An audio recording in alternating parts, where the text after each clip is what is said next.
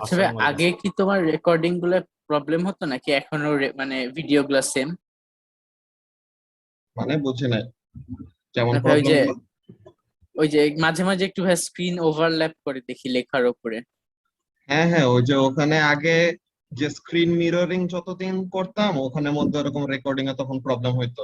এরপর থেকে যে এখনের ভিডিও গুলোতে এরকম প্রবলেম হওয়ার কথা না, এখন তো ডিরেক্টলি আবার আইপ্যাড থেকে জুমে কানেক্ট হয়ে দেন ওইটার স্ক্রিন শেয়ার করি। আগে যা ভাই করতাম। এই এখনের গুলাই দেখলাম যে একটু কোন দুই চারটা একটু ওভারল্যাপ হয়, কেন জানি এটা মানে আমার প্রবলেম হয়তো। এটা তাহলে দেখা লাগবে, বললো তো কোন কোন ভিডিওতে কত মিনিট, এটা তাহলে চেক করা লাগবে। আচ্ছা ভাই। ওকে। আচ্ছা, সো তাহলে আমাদের এই যে প্রজেক্টাইলের ওয়ার্কশিটটা, যে motion 1A topic 8 or chapter 8 যেটাই বলো, এটা হলো আমাদের প্রজেক্টাইল মোশনের টপিকটা। তো এই ওয়ার্কশিটটা দেওয়া হয়েছে যে কোয়েশ্চেন পেপারে কোয়েশ্চেন থেকে, তোমরা যেন এই ফ্রাইডে টেস্টের জন্য প্রিপারেশন নিতে পারো আর কি। তো এই ওয়ার্কশিট তো সবার সলভ করা হয়েছে নাকি? মার্কস কি মতো দেওয়া ছিল? তো তাহলে সলভ করতে সময় যে যে যে কোয়েশ্চেনে প্রবলেম ফেস করছো ওগুলি বলবা, ওগুলা নিয়ে আমরা ডিসকাস করবো আর কি। So question number 1। হ্যাঁ, তারা এক আসসালামু মিনিট আলাইকুম। করে। ওয়ালাইকুম আসসালাম। বাকিরা জয়েন করে নেক, আমরা একটা মিনিট ওয়েট করি। হ্যাঁ, আজকে 5টা 5-এ। হ্যাঁ হ্যাঁ, এখন থেকে আগে যে আজান এখন আগে আগে দিয়ে দেয় তো, এর জন্য আমরা তো নর্মালি 5টা থেকে শুরু করার কথা, কিন্তু আমরা পিছাইছিলাম বিকজ আজান দিত ক্লাস টাইমের আগে আগে, তো নামাজের সময় পাওয়া যেত না যে পুরা আসর তো আমরা ক্লাস নেই। তো এর জন্য আসরের নামাজের জন্য একটু পিছায় নিতাম ক্লাস। ভাই, এটা কোন ওয়ার্কশিট? এটাই যে এটা। আচ্ছা, পাইছি। এটা তো খালি মিলাবো, এটা তো সলভ করতে দিছিল অনেক আগেই। হ্যাঁ হ্যাঁ, সলভ খালি করতে ওই দিছিলাম। বলের ম্যাথটা বাদে। হ্যাঁ হ্যাঁ, ওই যে ওই ডায়াগ্রাম থেকে যে রিডিং নেওয়া, এটা কষ্ট আর কি। এটা প্রিন্টেড পেপার হইলে পরে তখন একটা ফিক্সড একটা সাইজ থাকতো A4 পেপারে, কিন্তু এখানে পেজে জুম ইন জুম আউট করলে পরে যদিও প্রপোর্শনেটলি বড় হয় ছোট হয়, তো ভার্টিক্যাল স্কেল যতটুকু বড় হবে হরাইজন্টাল স্কেলও সেম ওয়েতে বড় হবে, কিন্তু এই জিনিসটা স্ক্রিনের উপর থেকে অ্যাকচুয়ালি মাপটা নেওয়া কষ্ট, তো তো এর জন্য ওই কোশ্চেন এখন স্কিপ করতে পারো। বাট এমনি প্রসিডিওর বলে দিব। এই যে বুকলেট আমরা শুরু করব আমাদের এই ফ্রাইডেতে তো টেস্ট, না রাফিন? এই ফ্রাইডেতে টেস্ট, সামনের ফ্রাইডে থেকে আমরা বুকলেট ক্লাস শুরু করব। বুকলেটের ইয়েটা বলে দিতেছি, দাঁড়াও। বুকলেটের আমাদের কত পেজ থেকে কত পেজ ওই ফ্রাইডের জন্য করে রাখবো এরকম। ভাই, পরে তো আর ওয়ার্কশিট দিবা না, এরপর তো খালি না বুকলেট না, দিবে। এরপর থেকে বুকলেটই। আচ্ছা, আচ্ছা 1A। ভাই, তোমার বুকলেটে হ্যাঁ বলো। তোমার বুকলেটে যেই মানে কোয়েশ্চেন আছে 27টা মনে হয় প্রজেক্টাইলে, ওগুলো কি এই ওয়ার্কশিটেরই না নাকি আলাদা? হ্যাঁ হ্যাঁ, এই ওয়ার্কশিটে তো 4টা আছে। ও 17টা, সরি ছিল। তো তাহলে ওখানে এই 4টাও আছে, আরো কতগুলি আছে, বুঝছো? আচ্ছা। বুকলেটের সাইজ দেখে ঘুম আসে না, বুকলেট এটা সলভ করা শুরু করে দিলে শেষ হয়ে যাবে, এগুলা নিয়ে টেনশন করার কিছু নাই। এই কাভার গুলো এগুলো আসিফ বানায়, বুঝছো? ওর ওরকম ডিজাইন গুলি যেগুলি সুন্দর করে ওর মনে হয় ওইভাবে করেই বানায়। And আমার কাছে ভালোই লাগে যে সব কাভার গুলি দেয়। কোড গুলি আমি সিলেক্ট করে দেই যে কোন কোন কোড গুলি দিবে ওই বুকলেটের পিছে। কাভারের ডিজাইন বুকলেটের সব কাজ ওগুলো আসিফ সামিলি করে। ওকে, সো তাহলে কোশ্চেন নাম্বার 1 এটা গুছায় কিভাবে লেখা যায়? So let's see. First of all question number 1টা তোমাদেরকে বুঝায় বলি। এখানের মধ্যে খেয়াল করো কাজটা কি। The photograph shows a cyclist performing a jump. To produce the photograph, the camera shutter is opened at regular time interval. তো তাহলে একটা রেগুলার টাইম ইন্টারভাল পর পর হইতে পারে 0.1 সেকেন্ড পর পর, 0.2 সেকেন্ড পর পর, যেটাই হোক, after equal amount of time interval কি করতেছে, এই কতগুলি ছবি নিচ্ছে। তো দেখা যাচ্ছে যে সে এরকম ভাবে যাইতেছে, ফার্স্ট একটু উপরে উঠলো, দেন কি হয়েছে, এইভাবে করে নিচে নামছে। এখন আমরা একটা কাজ করব, কেমন কাজ করব সবাই একটু দেখো। এখানে ব্লু কালার দিয়ে আপনি দেখা যাবে, ইয়েলো দিয়ে।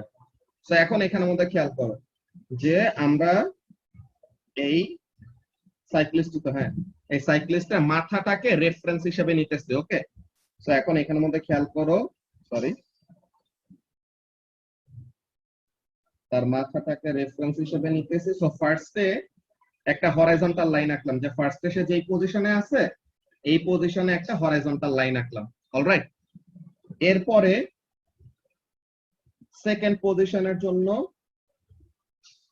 আরেকটা লাইন, থার্ড যে পজিশনটা আছে, সরি, থার্ড যে পজিশনটা আছে ওইটার জন্য আরেকটা লাইন,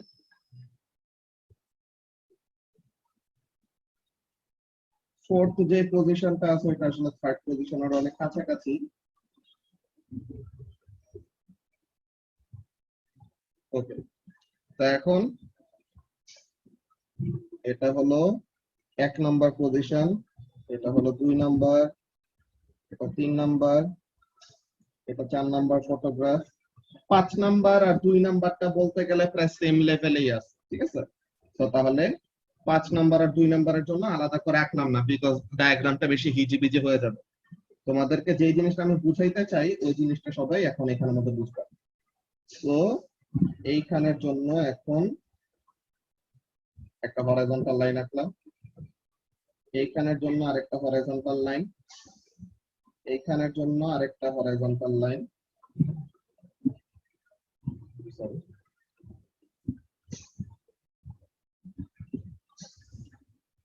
এইখানের জন্য আরেকটা হরাইজন্টাল লাইন।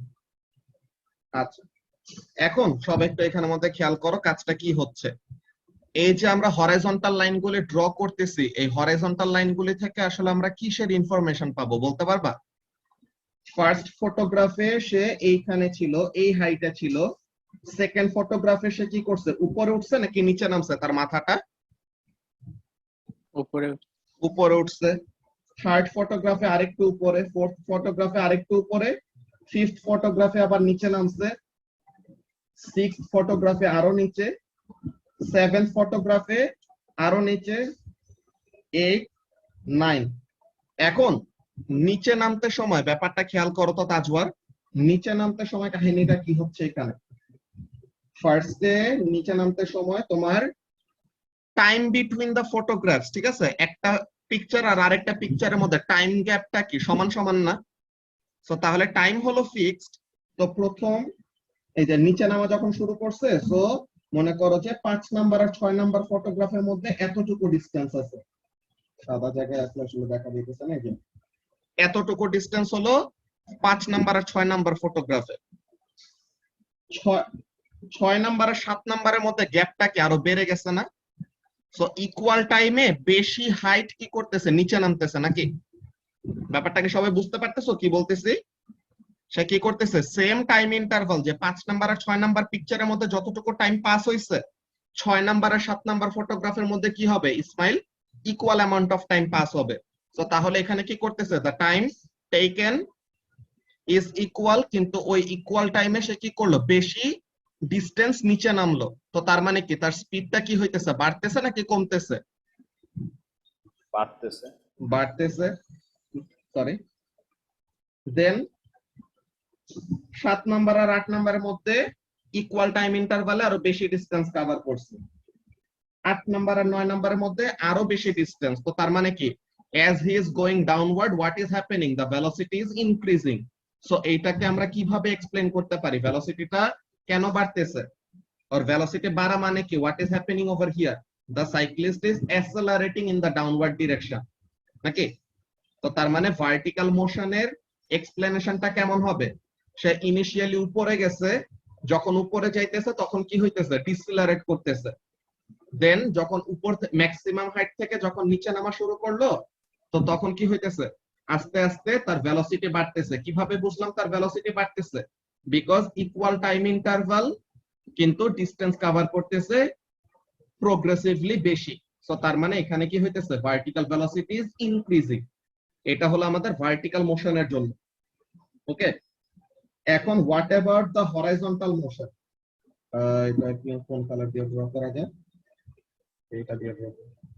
সো হরাইজন্টাল মোশনটা আমরা কিসে থেকে পাবো, ভার্টিক্যাল লাইনগুলা থেকে নাকি। So let's draw vertical line, sorry. So এই হলো ইনিশিয়াল হরাইজন্টাল, কি বলে, initial horizontal position. Then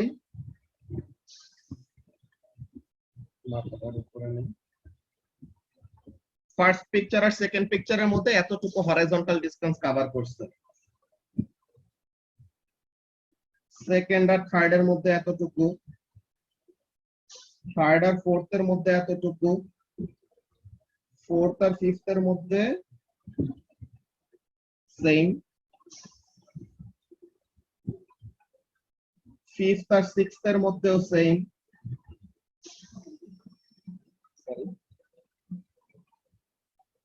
sixth and seventh এর মধ্যেও সেম,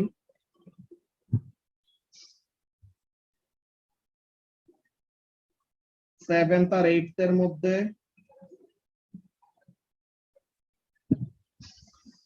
এইটথ আর নাইন এর মধ্যে, যে এখানের মধ্যে সবাই একটু খেয়াল করো। এক নাম্বার আর দুই নাম্বার ফটোগ্রাফের মধ্যে এই লাইনগুলোর মধ্যে যে সেপারেশন, প্রত্যেকটা জায়গায় কি সেপারেশনটা ফিক্স না, দেখো তো Tajwar. In all the cases when we are considering horizontal motion, the distance covered between each photograph in the horizontal direction এটা কি কনস্ট্যান্ট নাকি। সো তার মানে হরাইজন্টাল ভেলোসিটিটা কি বাড়তেছে নাকি কমতেছে, হরাইজন্টাল ভেলোসিটি এখানে বাড়তেছেও না কমতেছেও না, কি আছে মাহিন, কনস্ট্যান্ট নাকি।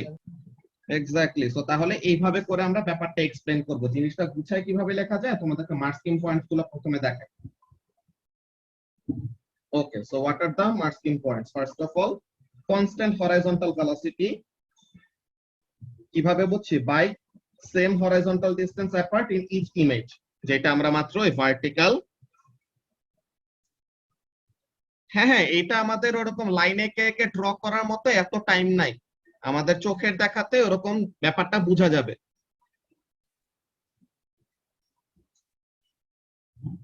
এখানে ভার্টিক্যাল ভেলোসিটি কিন্তু ইনিশিয়ালি জিরো না মাহিন, ভার্টিক্যাল ভেলোসিটিটা কিন্তু ইনিশিয়ালি জিরো না, ইনিশিয়ালি সে কিন্তু উপরে যাচ্ছিল, বুঝছো, ইনিশিয়ালি একটা আপওয়ার্ড ডিরেকশনে ভার্টিক্যাল ভেলোসিটি আছে। ওকে, তো ইনিশিয়ালি ভার্টিক্যাল ভেলোসিটি জিরো, ওই জিনিসটা ভুল। ওকে, ফার্স্ট লাইনটা যেটা লিখছো। আচ্ছা, তো তাহলে যে কথাটা বলতেছিলাম তাজওয়ার, এখানের মধ্যে দেখো, তো আমরা ব্যাপারটা কি লিখবো, the bike is, or the bike has equal horizontal separation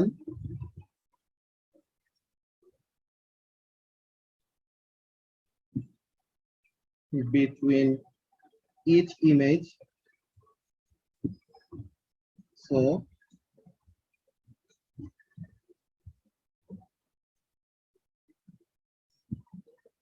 the horizontal velocity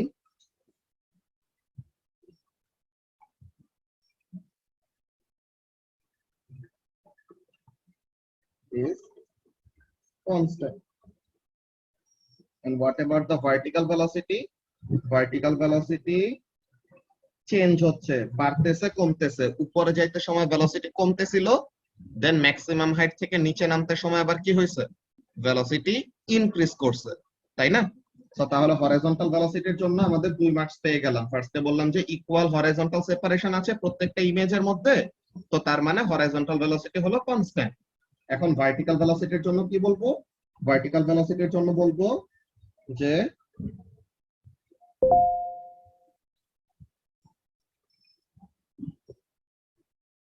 the distances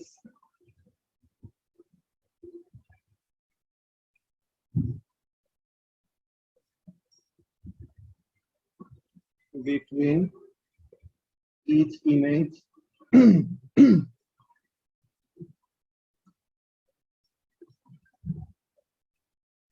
in the vertical direction increases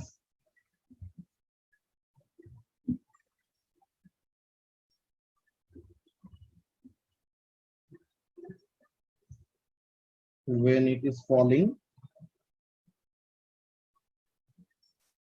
so the velocity is increasing. ঠিক আছে, যে নিচে নামতে সময় যেহেতু ইমেজ গুলার মধ্যে ভার্টিক্যাল ডিসটেন্সটা আস্তে আস্তে বাড়তেছে, তো তার মানে ভার্টিক্যাল ডিরেকশনে দ্য ভেলোসিটি ইজ ইনক্রিজিং। কখন? when falling down। উপরে উঠতে সময় যে কমতেছে ওই পার্টটাও বলতে পারো, বাট আমাদের 4 মার্কের জন্য এতটুকুই এনাফ। বুঝতে পারছো তাজওয়ার?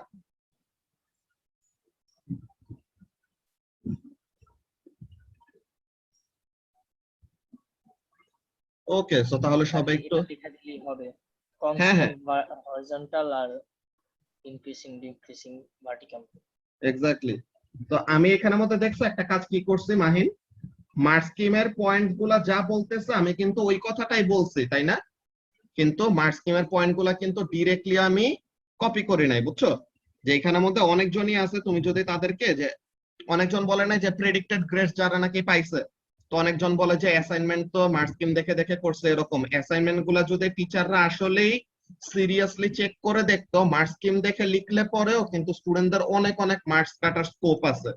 তো এগুলা ক্যালকুলেশন রিলেটেড কতগুলি কোয়েশ্চেনে তো অনেক মার্কস কাটা যায়, এন্ড এক্সপ্লেনেশন গুলাতেও তারা ডিরেক্টলি কি করে ফেলে, তোমার মার্ক স্কিম পয়েন্টটা ডিরেক্টলি কপি করে বসায় দেয়। কিন্তু এখানে তোমার কি করা লাগবে? yes, the mark scheme points or the main points must be within your answer, কিন্তু তোমার অ্যানসারটা কি থাকতে হবে? your answer must be a description, ওই ডেসক্রিপশনের মধ্যে মার্ক স্কিম পয়েন্ট গুলো যেন কন্টেন্ট থাকে, এইটাই। বুঝতে পারছো?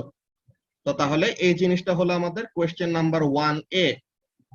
তো সবাইকে এটা স্ক্রিনশট নিয়ে রাখো, তাহলে যেন পরে লিখে রাখতে পারো। ওকে,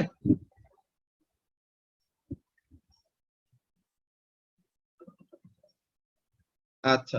তো এখন কোয়েশ্চেন নাম্বার 1 নিয়ে কি আর কারো কোনো কোয়েশ্চেন প্রবলেম আছে? কোয়েশ্চেন নাম্বার 1A আমরা বললাম।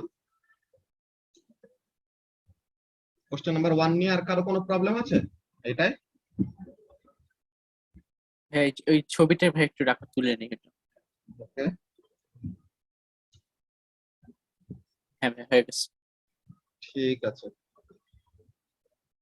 তাহলে এটা গেল আমাদের কোয়েশ্চেন নাম্বার 1। কোয়েশ্চেন নাম্বার 1 এর বাকি পার্ট গুলোতে কারো কোনো সমস্যা নাই নাকি?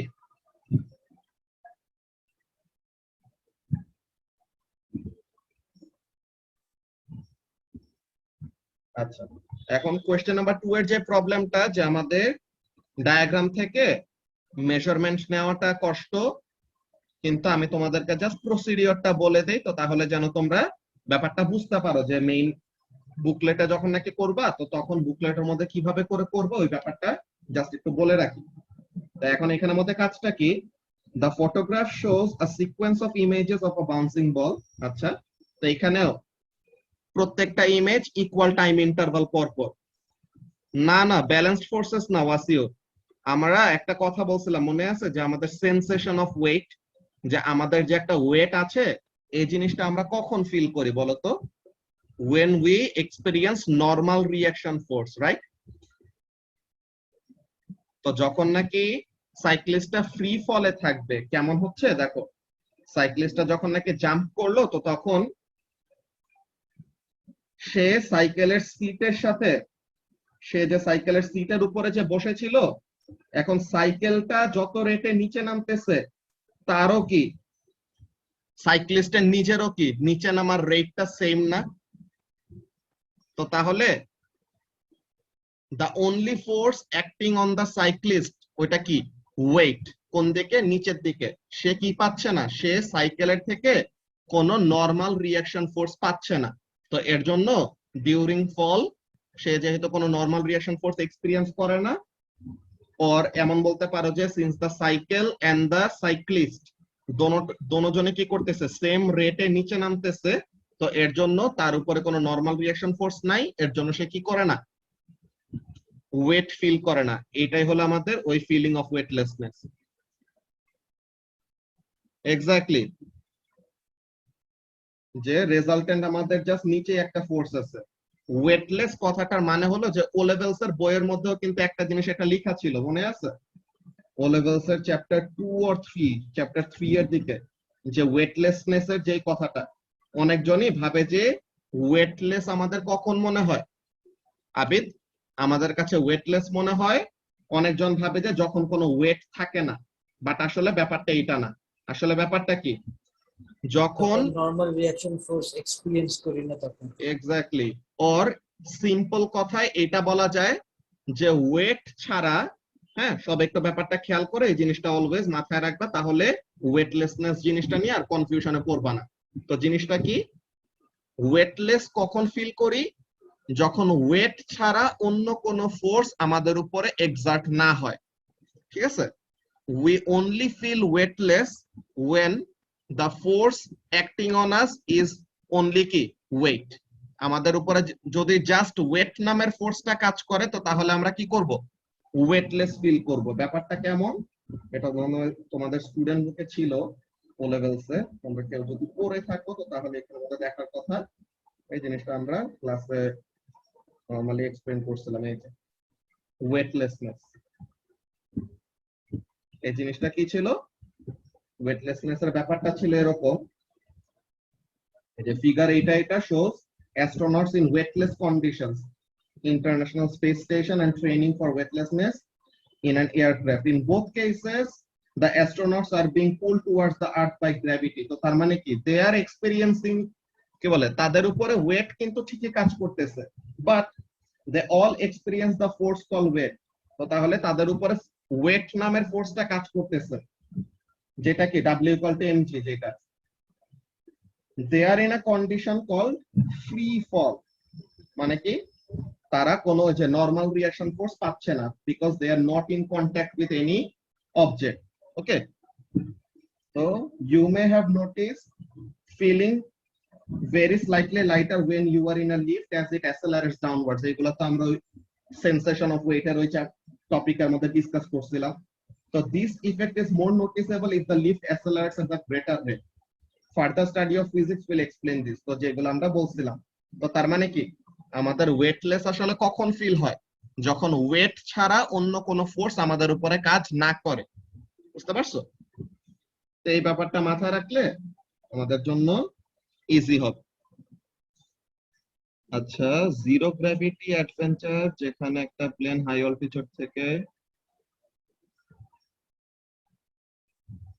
fall down to forest straight and people inside start flying।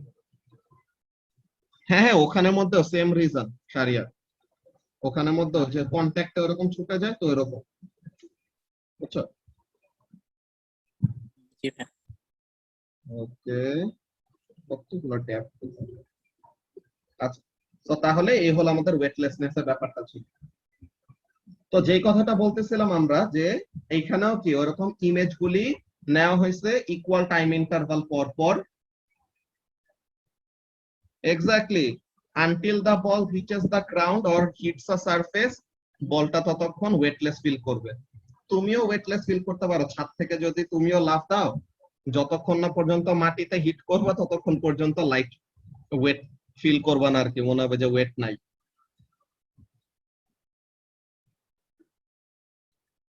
এই যে রায়ান,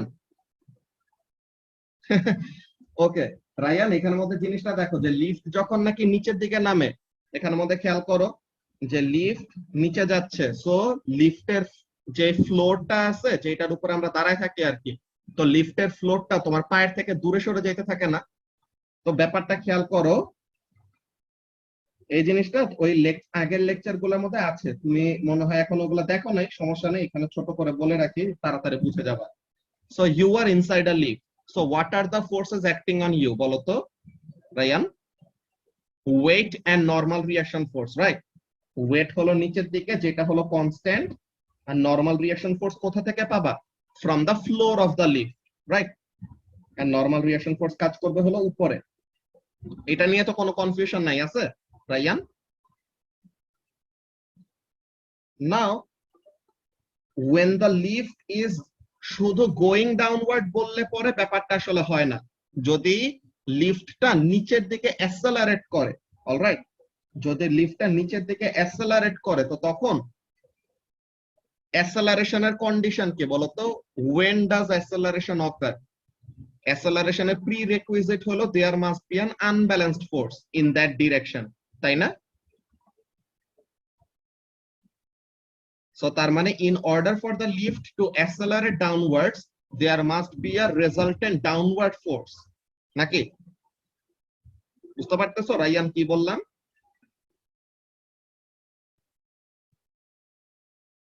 আচ্ছা, সো তাহলে রেজাল্টেন্ট ফোর্স যদি নিচের দিকে হয় তো তাহলে দেখো তো তোমার উপরে তো ফোর্স হলো দুইটা, ওয়েট আর নরমাল রিঅ্যাকশন। সো তাহলে রেজাল্টেন্ট ফোর্স যদি নিচে হইতে হয় তো তার মানে কি কোন ফোর্সটা বড়? Weight is greater than normal reaction force. And এখন আমরা যে কথাটা বলছিলাম যে আমরা আসলে আমাদের যে ওয়েট আছে ওই ফিলিংটা কখন পাই? নরমাল রিঅ্যাকশন ফোর্স থেকে। সো নরমাল রিঅ্যাকশন ফোর্সটা যদি আমাদের বডির উপরে কমে যায় তো তখন আমাদের নিজেকে কি মনে হয়? হালকা মনে হয়। এর জন্য when a lift accelerates downwards তখন we feel lighter। বুঝতে পারছো? আর এটা নিয়ে আরো ডিটেইলসে তোমাদের লেকচার আগের লেকচারগুলোর মধ্যে পাবা, গ্রুপের মধ্যে দেওয়া আছে, ওখানের মধ্যে আরো ক্লিয়ার হবে। এখনো আই হোপ ব্যাপারটা ক্লিয়ার হয়ে গেছে। ভাই গ্রুপ এপিসোডটা ভালোই এক্সপ্লেনেশন দেওয়া। হ্যাঁ, ওকে। সো তাহলে এখানের মধ্যে আমরা যে কথাটা বলতেছিলাম সব একটু খেয়াল করো। এই ইমেজগুলি ইকুয়াল টাইম ইন্টারভাল পর পর নেওয়া হয়েছে। আচ্ছা, তো এখন এখানের মধ্যে কাজটা কি করতে হবে? এই যে ইমেজ টেকিং এর রেটও বলে দিছে যে 20টা ইমেজ নেওয়া হয় পার সেকেন্ডে। তো তার মানে 1 সেকেন্ডে 20টা ছবি। তো তার মানে একটা ছবি নিতে কতক্ষণ সময় লাগবে? 1/20 সেকেন্ডস, নাকি? তো তাহলে একটা ইমেজ নিতে সময় কত লাগে ওটা আমরা জানি। নাও ব্যাপারটা খেয়াল করো। show that the distance the ball fell between point X and point Y is about 0.4 meter। এই যে এটা কিসের ম্যাথ? শারিয়ার show that এর ম্যাথ, নাকি? জি ভাই। show that এর ম্যাথের আমাদের ক্যালকুলেশনের প্রসিডিউর কেমন ছিল মনে আছে? যত সিগনিফিকেন্ট ফিগারে হ্যাঁ শো ভাই, যত করতে বলে সিগনিফিকেন্ট অ্যান্সার থাকবে তত সিগনিফিকেন্ট দেবো। না, এটা কি ছিল? শো দ্যাট এর মেথডটা ছিল যে যত সিগনিফিকেন্টে শো করতে বলে তার থেকে একটা সিগনিফিকেন্ট ফিগার কি দিব? বেশি দিব, তাহলে যেন ওইটাকে রাউন্ড আপ করলে শো দ্যাট এর ভ্যালুর সাথে মিলে যায়, নাকি আজিজুল? গিভেন মানে কোশ্চেনের যত ডেসিমাল প্লেস থাকবে মানে তততে রাখবো না অ্যান্সার গুলো। ওইটা নরমাল ক্যালকুলেশনে, ঠিক আছে? অন্য আচ্ছা। ক্যালকুলেশন, নরমাল ক্যালকুলেশনে কি করবা? যত সিগনিফিকেন্ট ফিগারে গিভেন ইনফরমেশন আছে তত সিগনিফিকেন্ট ফিগারে ফাইনাল অ্যান্সারটা দিবা, ওকে? আর শো দ্যাট এর ম্যাথের সময় কি করবা? শো দ্যাট এর ম্যাথের সময় যত সিগনিফিকেন্ট ফিগারে শো করতে বলছে ফাইনাল অ্যান্সারটা তার থেকে একটা সিগনিফিকেন্ট ফিগার বেশি দিবা, বেশি। সো দ্যাট ওই তোমার অ্যান্সারটাকে রাউন্ড আপ করলে শো দ্যাট এর ভ্যালুর সাথে মিলে যায়। বুঝতে পারছো? জি ভাই। ওকে, তো এখন এখানের মধ্যে দেখো পয়েন্ট এক্স টা কোনটা? পয়েন্ট এক্স টা তো ম্যাক্সিমাম হাইট। তো এট ম্যাক্সিমাম হাইট ভার্টিক্যাল ভেলোসিটি কত হবে Mahin? at maximum height vertical velocity is 0, right? So তাহলে at x vertical velocity হলো 0।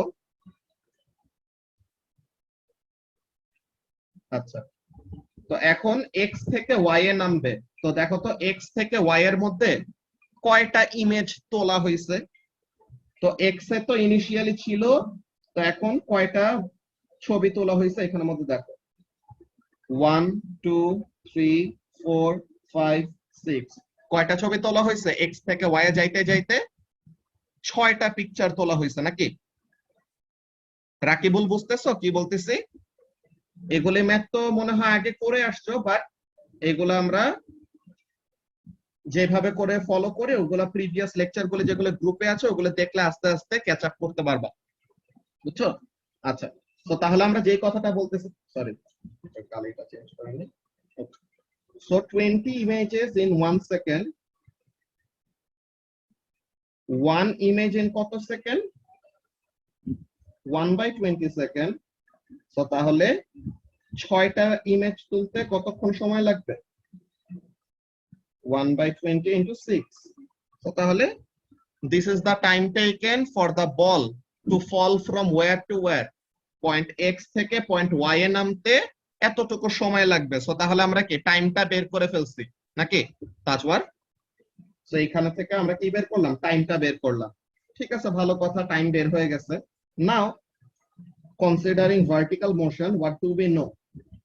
ইনিশিয়াল ভার্টিক্যাল ভেলোসিটি হলো 0। তো ইনিশিয়াল ভার্টিক্যাল ভেলোসিটি যদি 0 হয়, জি কি হবে, পজিটিভ নাকি নেগেটিভ? সাইমা,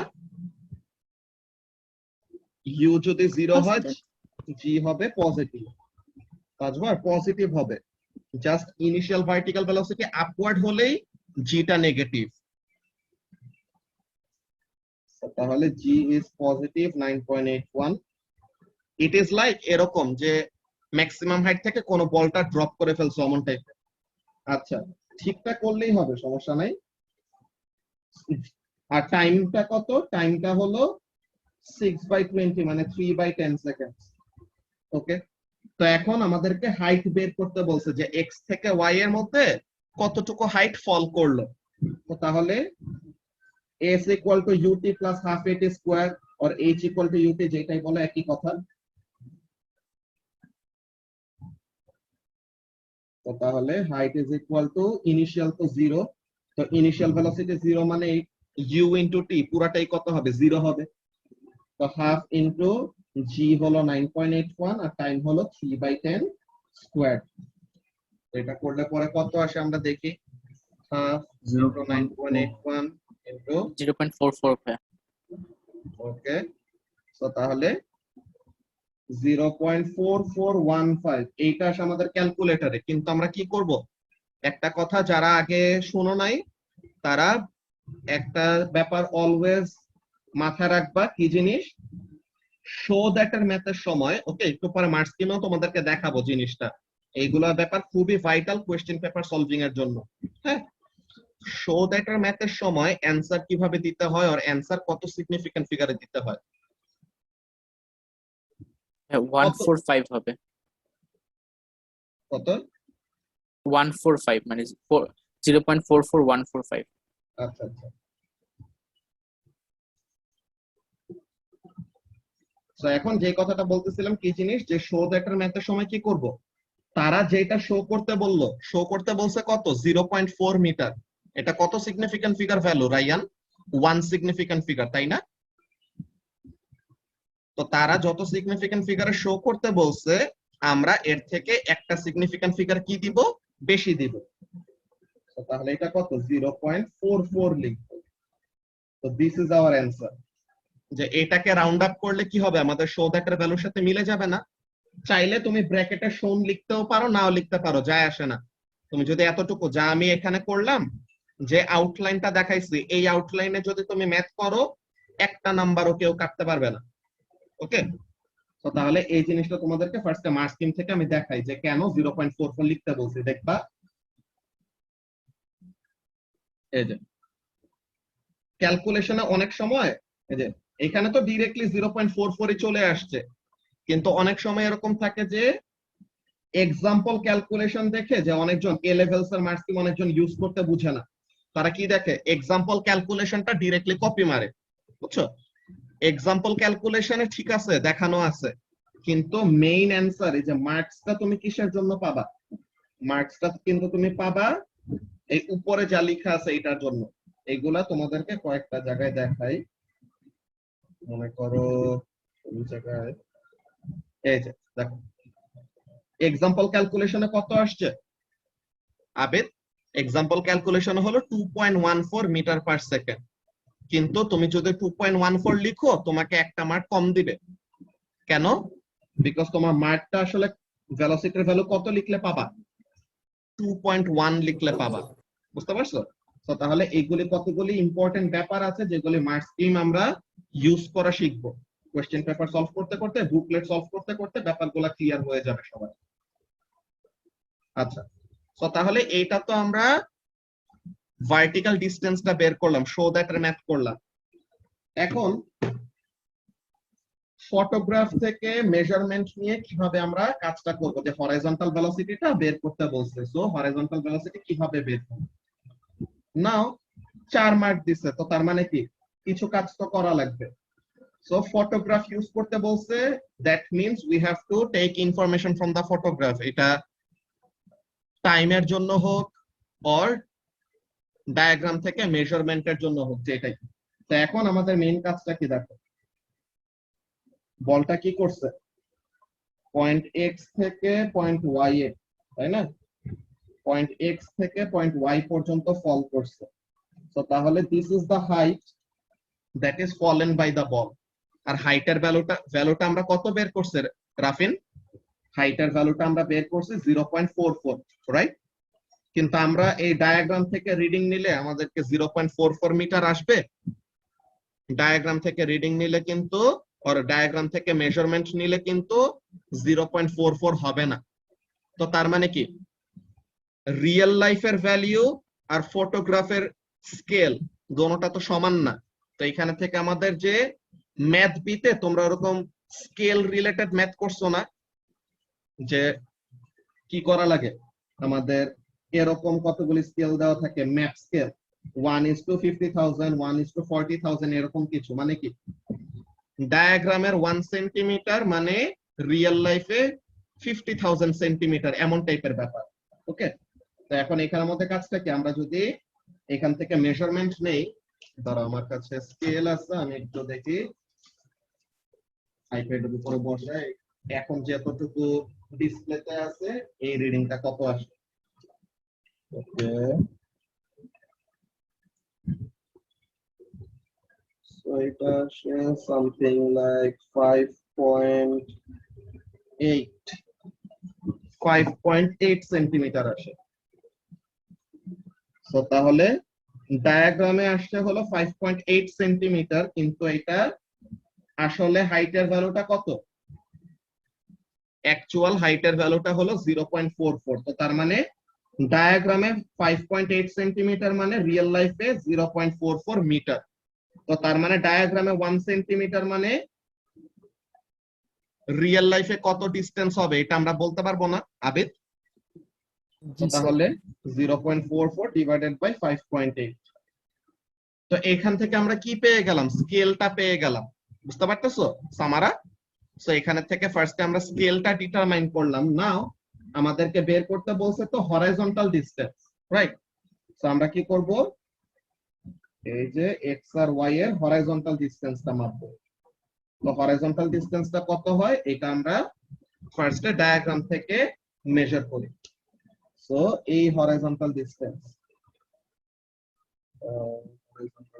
এটা অ্যাপ্রক্সিমেটলি 2.1 এরকম কিছু আসে। তো তাহলে 2.1 সেন্টিমিটার আসে এক্স আর ওয়াই এর মধ্যে হরাইজন্টাল ডিসটেন্স। তো তাহলে 2.1 সেন্টিমিটার মানে কত হয় রিয়েল লাইফের ডিসটেন্স? যে অ্যাকচুয়াল ডিসটেন্সটা কত?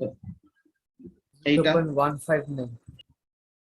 আচ্ছা 15 আসলে এটা বলাটা ঠিক না, ওগুলো আমরা ইউনিট 3 করতে সময় বুঝায় বলবো যে স্কেলের থেকে ওরকম 0.05 এর অমন রিডিংটা পাওয়াটা আসলে অনেক বেশি আনসার্টেন। তো এরকম আসে যে 0.1593। আচ্ছা এই মিটিং এর টাইম 1 মিনিটের কম আছে, নেক্সট টাইম জয়েন করো, ওখানে কন্টিনিউ করতেছি।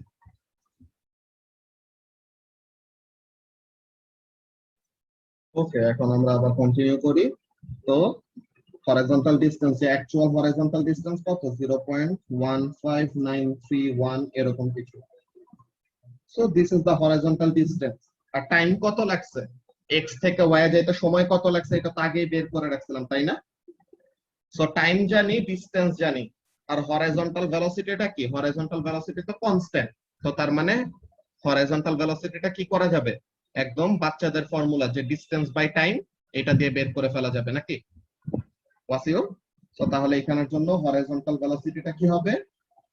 The horizontal velocity is equal to 0.15931 divided by 6/20, যে টাইমটা, এটা তাহলে কত আসে?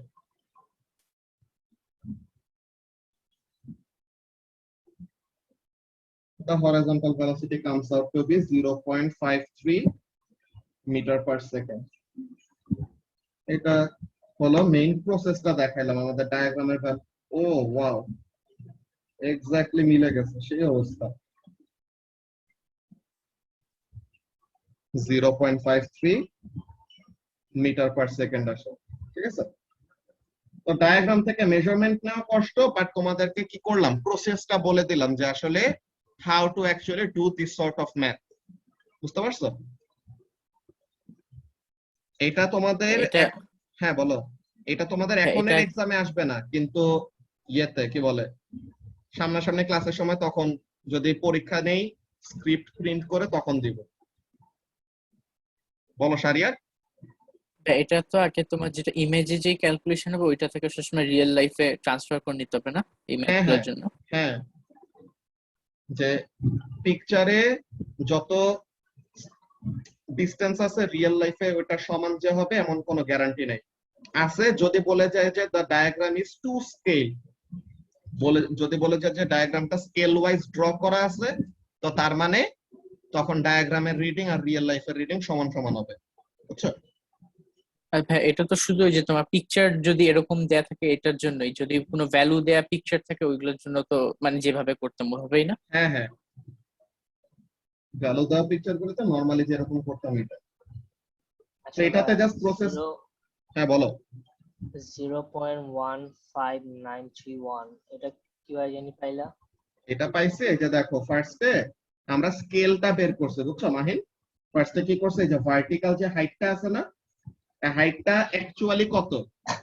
অ্যাকচুয়ালি হলো 0.44 নাকি? এটা তো এ পার্টে বের করছি। আচ্ছা, তো অ্যাকচুয়াল হাইট হলো 0.44, কিন্তু ডায়াগ্রামে যদি আমরা ওই এক্স আর ওয়াই এর মধ্যে ভার্টিক্যাল হাইটটা নেই, তো তাহলে কত আসে? আমি আমারটায় মেপে দেখছি, আসছে হলো 5.8 সেন্টিমিটার। তো তার মানে পিকচারে যেটা 5.8 ওইটা অ্যাকচুয়ালি 0.44। সো তাহলে এখানে থেকে আমরা একটা স্কেল বের করে ফেললাম না, বলতো মাহিন? যে 1 centimetre in the picture is equal to এত সেন্টিমিটার ইন অ্যাকচুয়ালিটি। বুঝতে পারতেছো? তো তাহলে ডায়াগ্রাম থেকে এখন হরাইজন্টাল ডিসটেন্সটা আসছে আমার 2.1 সেন্টিমিটার। তো তাহলে ডায়াগ্রামে 2.1 সেন্টিমিটার মানে অ্যাকচুয়ালি কত? তো ওইটা আমরা বের করছি ইউনিটারি মেথড দিয়ে, ওইভাবে করে আসছে এই ডিসটেন্স। বুঝতে পারছো? হ্যাঁ ভাই। তো ওই ডিসটেন্স ডিভাইডেড বাই টাইম করলে পেয়ে গেছে হরাইজন্টাল ভেলোসিটিটা। এটা আসবে না পরীক্ষায়, জাস্ট বলে রাখলাম আর কি যে প্রসেসটা কেমন, তাহলে যেন বুকলেটে তোমরা নিজেরা সলভ করতে পারো। বুকলেট তো সবাই নিয়ে নিছো, যাদের যাদের এখনো নেওয়া বাকি তাড়াতাড়ি কালেক্ট করে ফেলো। এরপরে ফ্রাইডে থেকে তো সলভিং শুরু করব, এর আগে কিন্তু তোমাদের টাস্ক দিয়ে রাখবো যে এত পেজ থেকে এত পেজ তোমরা সলভ করে রাখবে এরকম, ঠিক আছে? তো তাহলে যত তাড়াতাড়ি পসিবল সবাই একটু বুকলেটটা কালেক্ট করে ফেলো। ওকে, সো তাহলে এটা কোয়েশ্চেন নাম্বার 2 এর প্রসেসটা জাস্ট বলে রাখছি। কোয়েশ্চেন নাম্বার 3, কোয়েশ্চেন নাম্বার 3 থেকে কেউ কোনো প্রবলেম পাইছো?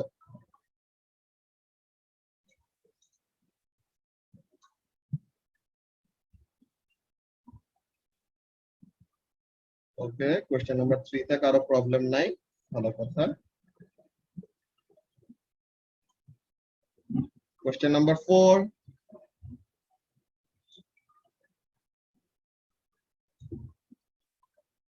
আচ্ছা ভাই 2C1টা একটু যাবা? 2C1, হ্যাঁ 2C1 বলো।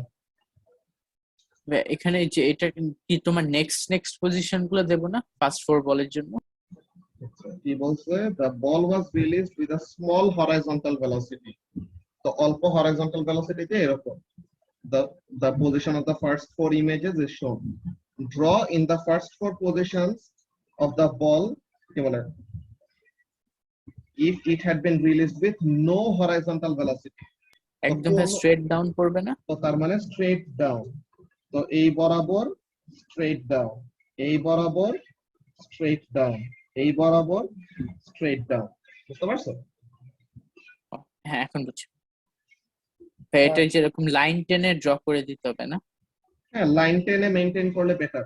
যে লাইন টেনে তো তাহলে তুমি ভার্টিক্যাল ডিসটেন্স পার ইমেজের মধ্যে ভার্টিক্যাল ডিসটেন্স গুলিকে ফিক্স রাখতে পারতেছো লাইন টেনে যদি ড্র করো।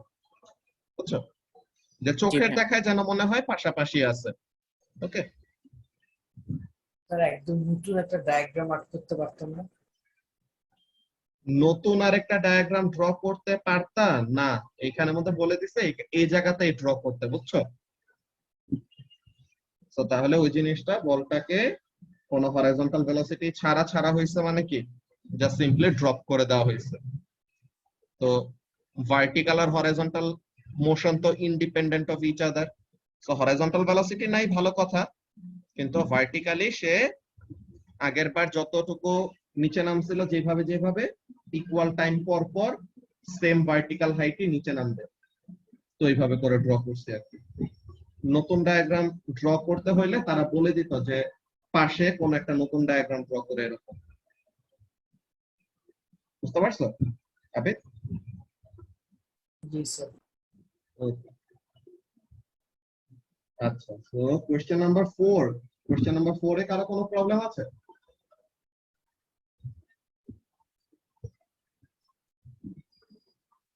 সাইমা, এই কোশ্চেনটা তো তোমার এক্সারসাইজ বুকের ওইটাই না? হ্যাঁ হ্যাঁ, এক্সারসাইজ বুকে ওইটার মধ্যে ওই যে এক্সাম প্র্যাকটিস যেটা তোমাদের স্টুডেন্ট বুকের, হ্যাঁ এক্সাম প্র্যাকটিস গুলা কিন্তু কোশ্চেন পেপারের কোশ্চেন, বুঝছো? এক্সাম প্র্যাকটিসের যে সব কোশ্চেন ওগুলো পাস পেপারের কোশ্চেন গুলা থেকেই বানানো হয়েছে, যে বইয়ে ওখান থেকেই দিছে। সো ওখান থেকেও কতগুলি আসলে তোমাদের কোশ্চেন পেপারের কোশ্চেন কভার হয়েছে। ওকে, সো কোশ্চেন নাম্বার 4 এও যদি কারো কোনো প্রবলেম না থাকে তো এই ওয়ার্কশিটটা আমাদের এতটুকুই। কারো কি কোনো কোশ্চেন আছে প্রজেক্টাইল মোশন রিলেটেড? ফ্রাইডেতে তো টেস্ট।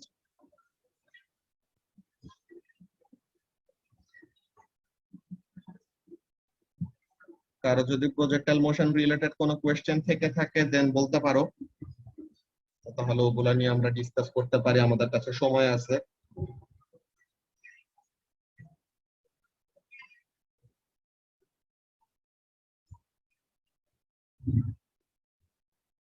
ওকে, কারো যদি কোনো কোয়েশ্চেন না থাকে তো তাহলে পরে ভালো। আচ্ছা, এখানে তো এগুলা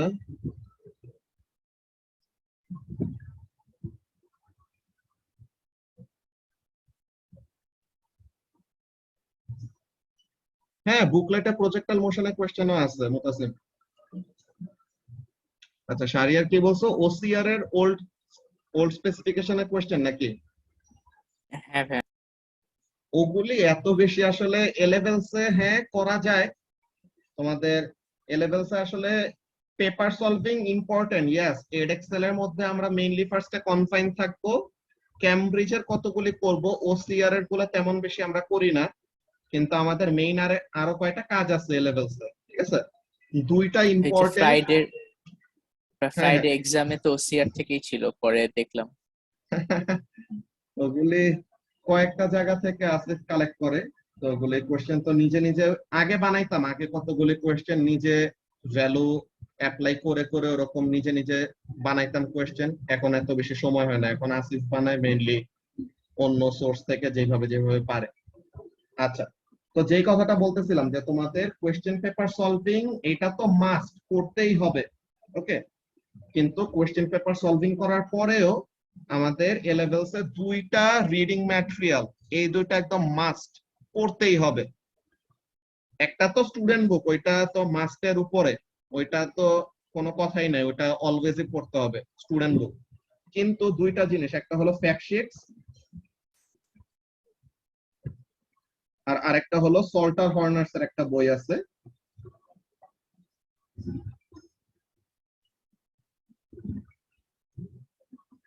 তো আমরা এএসএ আছে, আমরা এএস এর বই পড়বো সল্টার হর্নার্স এর। তো ফ্যাক্ট শিটটা তোমাদের ফিজিক্স এন্ড ম্যাথস টিউটরের ওখানে পাবা, আর আমিও দিয়ে দিব ইউনিট 1 শেষ হলে ওখানে মধ্যে তোমাদেরকে দিয়ে দিব, যদি তোমরা ফিজিক্স এন্ড ম্যাথস টিউটর থেকে না পাও। আমি দেখাই দিচ্ছি আসলে কোথা থেকে পাবা। অনেকজনের কাছে অলরেডি থাকতে পারে আর অলরেডি জানো, বাট বাকিরা যারা জানো না তোমাদেরকে ফ্যাক্ট শিটের সোর্সটা দেখাই দেই। আর সল্টার হর্নার্স এর বইও কিনতে পারো, আর আমি তোমাদেরকে পিডিএফও দিব আর কি, ঠিক আছে? ইউনিট 1টা শেষ হইলে আমি এই দুইটা রিডিং ম্যাটেরিয়াল দিয়ে দেই, so that you can start reading those. First of all unit 1 আমি যখন করাচ্ছি আমার সাথে সাথে স্টুডেন্ট বুকটা পড়ে ফেলবা, and after I finish unit 1 ওইটাকে প্র্যাকটিসের মধ্যে রাখার জন্য ফ্যাক্ট শিট আর সল্টার হর্নার্স এর বইগুলা পড়বা। সল্টার হর্নার্স এর বইটা ইম্পর্টেন্ট কেন? তোমাদের কোয়েশ্চেন গুলা দেখবা কেমন কেমন টাইপের আসে, কতগুলো এরকম স্পেসিফিক টেকনোলজি রিলেটেড বা কতগুলো এরকম নতুন নতুন অ্যাপ্লিকেশন নিয়ে কথাবার্তা বলে যে এমন একটা মেশিন আছে, এই অ্যাপ্লিকেশন, তো এখানের মধ্যে ফিজিক্স এর কোন কোন কনসেপ্ট গুলা ইউজ করা হচ্ছে ওইগুলা রিলেটেড কোয়েশ্চেন দেয়। তো সল্টার হর্নার্স এর বইটাতে আমাদের আসলে স্পেসিফিকেশন যদি তোমরা ঠিক মতো ঘেটে থাকো কেউ, আমার তো আসলে স্টুডেন্ট কালে কাম ছিল না, আমি এইসব করতাম, স্পেসিফিকেশন পড়তাম বসে বসে। ওইটা ও লেভেলস এর সময় বেশি পড়ছি, এ লেভেলস এর সময় একটু কমে গেছে, তখন নিজে টিউশন করাইতাম, এসব করাইতাম। তো দুইটা ব্যাপার আছে তোমার পড়ানো, একটা হলো থিওরি বেস আর একটা হলো অ্যাপ্লিকেশন বেস। ব্যাপারটা কেমন? একটা হলো ফার্স্টে তুমি থিওরি পড়বা, ঠিক আছে, ফার্স্টে তুমি থিওরি গুলা পড়বা, ম্যাথ গুলা শিখবা, দেন এইটা কোথায় অ্যাপ্লাই করা হয় ওইটা দিয়ে তোমার পড়াটা কমপ্লিট হবে। আরেকটা ওয়ে কি, আরেকটা ওয়ে হলো তোমাকে ফার্স্টে একটা অ্যাপ্লিকেশন বলা হবে যে এরকম একটা মেশিন আছে বা এরকম একটা প্রসেস আছে। তো তাহলে কি তোমাকে ফার্স্টে ওই অ্যাপ্লিকেশনটা এক্সপ্লেন করা হইলো, এখন এই অ্যাপ্লিকেশনের মধ্যে কোন কোন ফিজিক্সের প্রিন্সিপাল ইনভলভ ওই জিনিসটা। তো তোমাদের স্টুডেন্ট বুকটা কি, স্টুডেন্ট বুকটা হলো থিওরি বেস, ফার্স্টে থিওরি শিখাবে, দেন ওইটা রিলেটেড অ্যাপ্লিকেশনে কথা বলবে। সল্টার হর্নার্স হলো অপোজিট, যেই হ্যাঁ এ টুরটা ওইটা পরে, এ টুরটা যখন লাগবে তখন দিব, এএস এরটা যখন লাগবে তখন দিতেছি একটু পরে, ইউনিট 1 শেষ হোক এরপর, ঠিক আছে, যখন যেটা লাগবে ওরকম করতে হবে। আচ্ছা, সো তাহলে যে কথা বলতেছিলাম, তো সল্টার হর্নার্স এর অ্যাপ্রোচটা হলো এইটা, তারা অ্যাপ্লিকেশনটা সুন্দর মতো এক্সপ্লেন করে, ইন্ট্রিগ করে যে এই অ্যাপ্লিকেশনে এমন এমন কাজ করা যায়, তো এইখানের মধ্যে কোন কোন ফিজিক্সের প্রিন্সিপাল ইনভলভ তো সুন্দর মতো বলা, এন্ড এক্সট্রা আরো অনেক কিছু আছে যেসব জিনিস আমরা after the end of the সিলেবাসের বাইরে অনেকগুলি টপিক নিয়ে মজার কয়টা ডিসকাশন করবো, ওগুলি ভালো লাগবে, ঠিক আছে। তো ওগুলা যখন টাইম আসবে তখন, আজকে যেহেতু আমাদের আর অন্য কোনো প্রবলেম নাই, তো তোমাদেরকে ফ্যাক্ট শিটের জায়গাটা দেখাই দিই যে ফ্যাক্ট শিটটা আসলে কোথায় পাবো। তো ফিজিক্স এন্ড ম্যাথস টিউটর, গুগলে যে সার্চ দিবা ফিজিক্স এন্ড ম্যাথস টিউটর, এটা তো সবাই চিনো নাকি, কারো না চেনার কথা না, অলরেডি তোমাদের ও লেভেল শেষ, এ লেভেলসে ইউনিট 1 এর শেষের দিকে চলে আসছে অলমোস্ট। তো ফিজিক্স এন্ড ম্যাথস টিউটরে গেলা, ওকে, ফিজিক্স এন্ড ম্যাথস টিউটরে একদম হোম পেজে রিভিশন নামের যেটা আছে, আমরা কি দেখবো, ফিজিক্স একটা দেখবো। সো ফিজিক্স রিভিশন আমরা কিসে আছি, আমরা তো এডএক্সেল নিয়ে পড়ি নাকি। So A levels from 2015, sorry international A levels ছেড়ে ওখানে চলে গেছে। সো আমরা কি আইএল দিব নাকি আবিদ? তো এডএক্সেল, তো এখন আমাদের এই যে ইউনিট 1, ইউনিট 2, 3, 4, 5, 6, তো এই যে ইউনিট 1 এ গেলাম, তো এখন এখানের মধ্যে কম্বাইন্ড নোটস যেটা লেখা, ঠিক আছে, কম্বাইন্ড নোটস ইউনিট 1 ফিজিক্স এ লেভেল।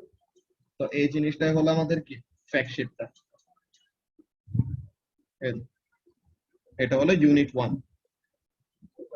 লম্বা অনেকগুলি জিনিস আছে, অনেক ডিটেলসে সুন্দর করে বলা, সিলেবাসের বাইরেও কতগুলি জিনিস আছে, বাট এই জিনিসটা কনসেপ্ট বিল্ড আপ করার জন্য অনেক হেল্প করবে। ওইটা হলো ইউনিট 1 এর 70 পেজে জাস্ট কন্টিনিউয়াস ইনফরমেশন। এটা হলো ইউনিট 1 এর ফ্যাক্ট শিট। ইউনিট 2 এরটা পাবা, ইউনিট 2 তে যাও, ইউনিট 2 তে কম্বাইন্ড ডিটেইলড নোটস,